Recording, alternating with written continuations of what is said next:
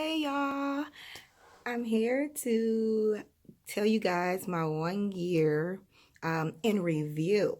So initially I was going to do these YouTube videos as I go through my journey, but so much was going on I didn't get a chance to do it. So now here I am a year later and I'm going to do a year in review because I'm coming up on a year that I was diagnosed. It's Breast Cancer Awareness Month, which is October, and just thought it'd be a great time because I'm feeling better and better spirits and all that good stuff. So I thought it would be a good time that I can go back, tell you guys what this year has been like for me. So this video will be in different parts. This will be part one. Part one will focus on the diagnosis and things that I went through from the diagnosis date. So just so you guys know, one day I was getting ready to go out with my husband. We were going out for the evening. I cannot remember where, but I was rushing. So I got in the shower and got dressed and I put my pants on and everything. I get out the shower and I wanted to curl my hair before I put my shirt on. I was like, I was hot actually, burning up. I'm like, man, let me hurry up and try to flat iron my hair down real quick. So I go in there and which is weird because I never do this before, but I did not put my actual shirt on yet. Again, rushing. So I go in there to flat iron my hair. And as I'm flat ironing my hair, as you know, when you go to flat iron your hair, you go ahead and put your arms up above, so I was doing this and doing this to flat iron my hair with no shirt on. So the crazy part is I actually burned myself. So as I was flat ironing, again rushing, I dropped the flat irons on my shoulder right here. And I was all mad. I'm like, I'm never doing this again. I don't know why I was so stupid flat ironing my hair without a shirt on and all of this. But while I was in there, I noticed when I raised my arm, I noticed a very, very small dimple. Very, very small. So as you see, if I smile, I have a dimple right here. So this dimple that I'm referring to is way smaller than this. And it was on my left breast. Why I saw it that small, I don't know. Why it caught my eye, I don't know. Why was I in there flat ironing my hair in the first place without a shirt on? I don't know. But things obviously happen for a reason. So I did notice it. I come out and ask my husband, like, do you see this? This looks weird. Every time I lift my arm up, I see this weird little dimple. So I kept doing it. He like, yeah, I do see it. So, continue to get dressed. We go out, have a great time. In the back of my mind, though, it was bothering me. So every day now I was looking in the mirror, like, what is this weird dimple? And it was very low. So it still was something like, I normally wouldn't have even saw probably because it was very low on the breast and very, very small. So about I want to say a week passed. It was bothering me so much though that I called my OBGYN and I told her, I'm like, hey, I just noticed this weird little dimple. Probably nothing, but it's bothering me. Every time I look in the mirror now, I see this. So she scheduled me for to come in for an exam. She was going to just check it just to see if she thought something, was abnormal. So I go in for regular exam. She did I did a self-examination. She did an examination on me as well. But when she did hers, she thought she did feel something at that point. So because of the dimple that was there, she decided that she wanted me to go ahead and have a mammogram done. So as you know, the recommended age for a mammogram is normally 40 at this point. I'm 39 years old at this time. So I go in there, go to the mammogram, go in there and, they do the mammogram. They send you back out in the waiting room. So as I'm waiting, I'm waiting and waiting. So now I'm starting to feel uncomfortable. I feel like people's looking at me. I don't know. I just got nervous. I'm like, man, why am I still waiting this long? Because I'm thinking if nothing's wrong, they come out, everything's fine, you can go about your business. Waiting there forever. They come back out, and then at that point, they're like, well, we need you to do an additional test. And I'm like, an additional test for what? Well, we may see something that's a little abnormal. Doctor want to make sure. So now I have to go in there and do an ultrasound. So I go back there to do an ultrasound, and while I'm back there, she's showing me, these things she's now saying like she see masses, and I'm like, you see a mass? Like, what do you mean? Yeah, there's a mass there. below the areola, your nipple area. And I'm like, okay, I don't think again, I don't think anything was hitting me exactly. So I'm like, okay. So then at that point, she comes in and they leave out again, leave me in there waiting and waiting. I go, I sit in there, then another doctor come in and says, they think I need a biopsy because they definitely see a mass. They want to biopsy the mass to make sure nothing there is cancerous. Now, mind you guys, I just went in for this, for her to check me out. I was by myself. I didn't think that I was going to be told anything like this. So I was by myself. At this point, I had been there for hours. At this point, so I'm like, okay. So she asked me though, do I want to leave, or if I wanted to stay, they would do it then. So I'm like, well, just get it over with. Let's do it now. So now I go back there and they do a biopsy. Oh, this thing was painful actually for me. So a biopsy, they go inside your breast, they numb it, and they basically take part of the mass so they can biopsy it to see if it's cancerous. But a lot of pressure and pushing, and it was very, very, very uncomfortable. I'm gonna be honest, it was uncomfortable. At this point, though, my heart is racing. Again, I've been there now for hours, not being able to, answer my phone and nothing. I don't know what's going on. Like, dang, I want to call somebody now because I was scared at this point. So I get the biopsy. At this point, though, when they give me the biopsy, they put these stickers all on me from the biopsy. I walk out with this pink, like, sports bra thing, and a whole bunch of information at this point. Like, so at this, I was like, I feel like they're telling me, I have cancer because everything they're giving me the breast cancer pamphlets and all this pink stuff. And I'm like, what are you saying? Oh, well, we're not saying no. We'll check the biopsy and let you know, what's going on.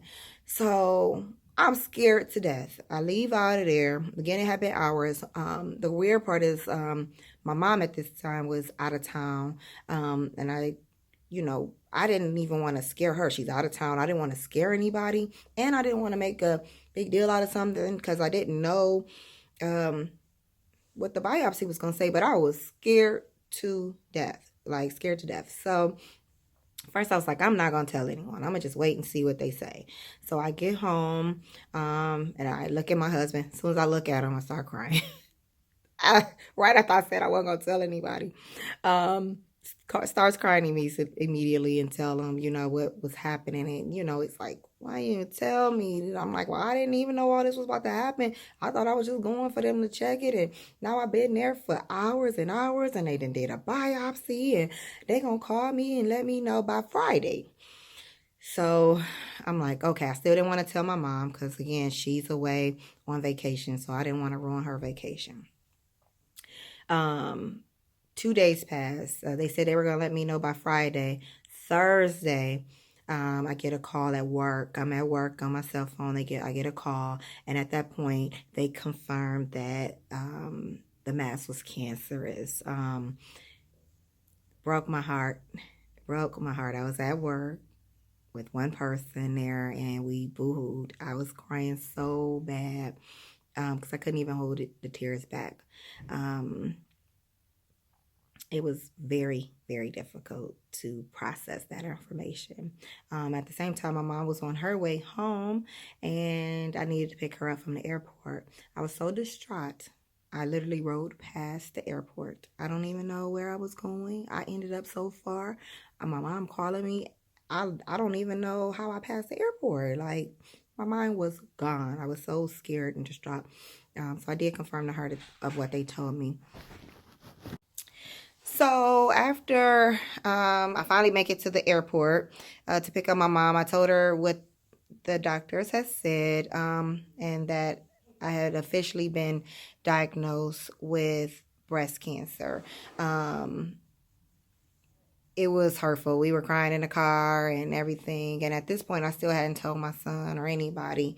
I had told my husband, and he was the only person that knew. So we get home, I drop her off, and we're just like, okay, what's next? What do we have to do at this point? So it's so crazy. Everything goes like a whirlwind. They start scheduling me appointments every day. Every day was appointments, and um, I went through every emotion there is to go through. I was extremely angry in the beginning, extremely angry, like mad, why me, crying every second of the day, could barely work, could barely talk. I couldn't even talk to people. Like, I couldn't get a word out without bursting into just tears and crying so hard every day.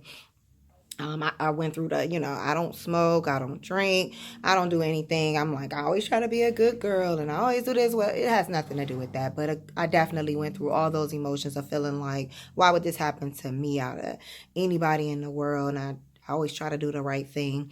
So it took me a while to get over that. Not gonna lie to you at all. I had not told any of my friends or anything yet. So all this happened around the day I went to get the mammogram. Everything was around September 25th. I found out around September 27th. So in the meantime, they were scheduling me a bunch of doctor's appointments. I had to go see. You immediately get a cancer team. So you have your your surgeon. It's going to be an oncologist surgeon. I have an oncologist that I had to see as well. Then they'll determine about any, what treatments come next and all kind of stuff. So my very first appointment was with my surgeon, because she would tell me like what she thought I would need as far as surgery wise.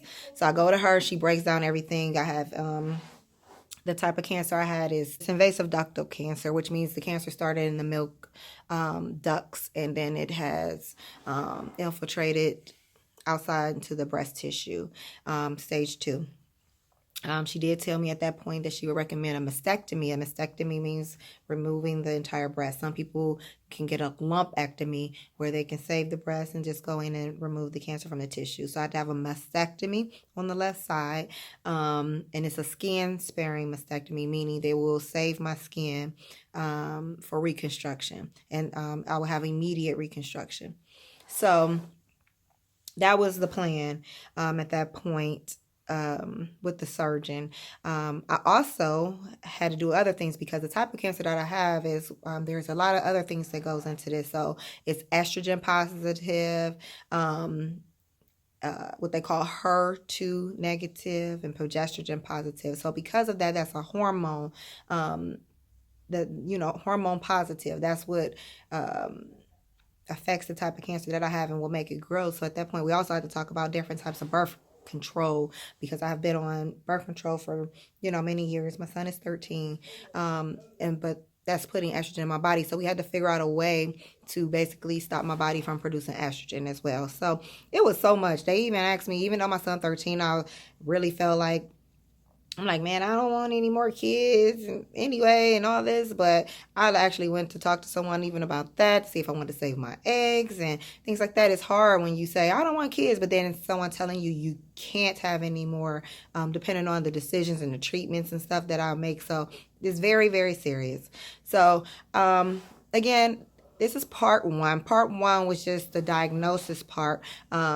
So we'll continue some more and get into more detail. But as far as the diagnosis and sharing it with my family, today is October 7th, 2019. October 7th, 2018 was hard. That was my son's big day. He was 13 years old. Well, 12 years old at the time.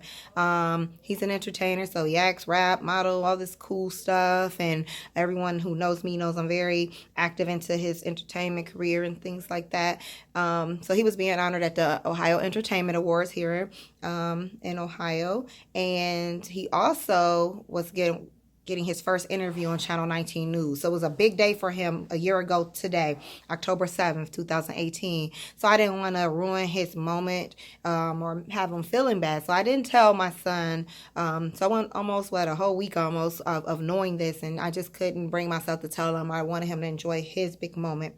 So he went, had a good day. We were with the family. Everybody's excited about his interview, and everybody in good mood was in a good mood for the 7th. on the 8th is when I broke the news to my son. It was the hardest thing I've ever had to do. I didn't know how to say it, how to start it, but I just came in his room and just told him, it is what it is. He's a big boy. I didn't want to, lie to him or act like it's not serious. So, we had to have a grown-up talk about my medical condition. Of course, he cried very hard. It broke my heart. It really broke my heart to tell him that, because he's the only child.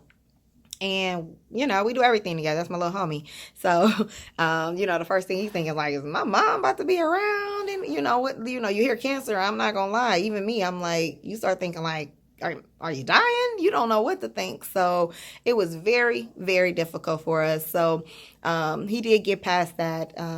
We talked, and he definitely turned into a big boy and told me it'll be all right, told me to fight, told me how strong he thought I was, and that helped me feel a lot better. And then the next day is when I broke the news to my family. I scheduled a family meeting, and I wanted to tell my family for different reasons. During this process, I also had a genetics test.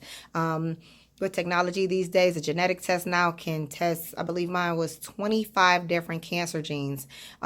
This test basically can help your whole family. It can tell you, for one, if you have the BRCA1, BRCA2 gene mutation. If I would have had either one, the BRCA1 or BRCA2 gene mutation, they would have recommended that I have a double mastectomy. But because I did not have any of those mutations, they recommended they said I can get the one, or I could have gotten the two. So I just went with the one full mastectomy at that time. So it also tells me about my nieces and girl cousins and things like that. So all my nieces at this point, they have to get, when they get older, they have to get mammograms starting at 29, which is 10 years before I was diagnosed. I was 39. So now they know that. So at that family meeting, I wanted to let all the females in my family know what that, what the genetics test came back as, and let them know they need to get their mammograms starting at 29, not waiting to 40, because early detection can save their lives. I don't want them waiting to 40. They will start getting them at 29. When I told my family and friends, I asked everyone to come over, and those that came over, heard the news right then and there, broke down again. I told you I was crying every day, crying. So I told them, got a lot of love, a lot of prayers, and everyone told me that I would be A-okay. And so far, they were all right. It's been a hell of a ride. It's been horrible. Not going to sugarcoat it at all, but I'm doing much better now. So again, part 1 was just talking about the diagnosis. That was my diagnosis, and that's how I told my family. I will go into more details on part 2. I hope this helps someone. I hope it helps someone to talk.